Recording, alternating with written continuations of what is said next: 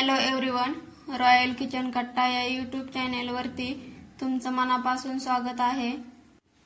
उन्हाळ्यामध्ये थंडगार ज्यूस पिण्याची मज्जाच वेगळी असते। चला तर मग तो ज्यूस कसा बनवायचा ते बघूया। हा ज्यूस बनवण्यासाठी फारसा वेळ लागत नाही, अगदी झटपट आपला हा ज्यूस बनवून तयार होतो।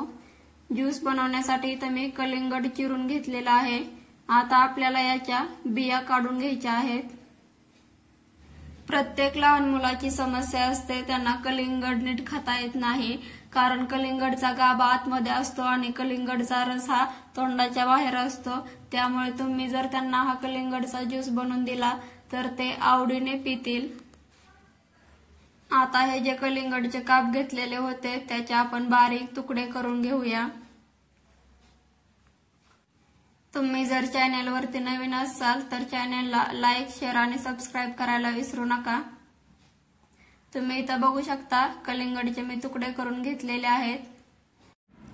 हे तुकडे आपण मिक्सरच्या भांड्यामध्ये ओतून घेऊया।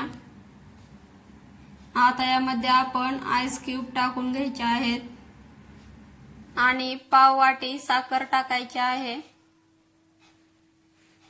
हे कलिंगडचे तुकडे मिक्सर मध्ये बारीक करून त्याचा ज्यूस काढून घेऊया।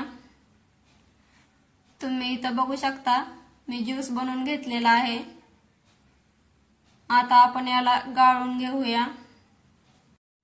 हा ज्यूस गाळण्यासाठी इथं मी चहाची गाळणी वापरलेली आहे।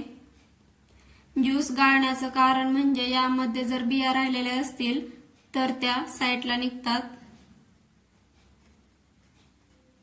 चमच्याच्या सहाय्याने आपण याला हलवून घेऊया, त्यामुळे ज्यूस हा पटकन गाळला जाईल। उन्हाळ्यामध्ये लहान मुले थंडगार काहीतरी पिण्यासाठी मागत असतात, तर त्यांना तुम्ही कोल्ड ड्रिंक देण्याऐवजी हा कलिंगडचा ज्यूस देऊ शकता। एकदम हेल्दी असतो। तुम्ही इथं बघू शकता कलिंगडमध्ये ज्या काही थोड्याशा बिया राहिलेल्या होत्या त्या या गाळणीमध्ये साचलेल्या आहेत। आता अशाच पद्धतीने आपण हा सगळा ज्यूस गाळून घेऊया। तुम्ही इथं बघू शकता मी हा सगळा ज्यूस गाळून घेतलेला आहे। आता आपण याला एका ग्लासामध्ये ओतून घेऊया।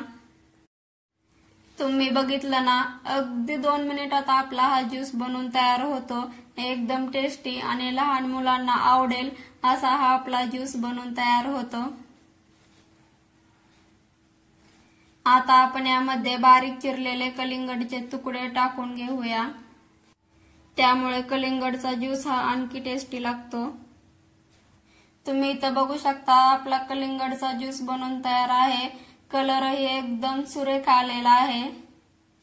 तर तुम्हाला कशी वाटली माझी ही रेसिपी कमेंट बॉक्स मध्ये नक्की सांगा। तुम्ही ही घरी नक्की करून बघा।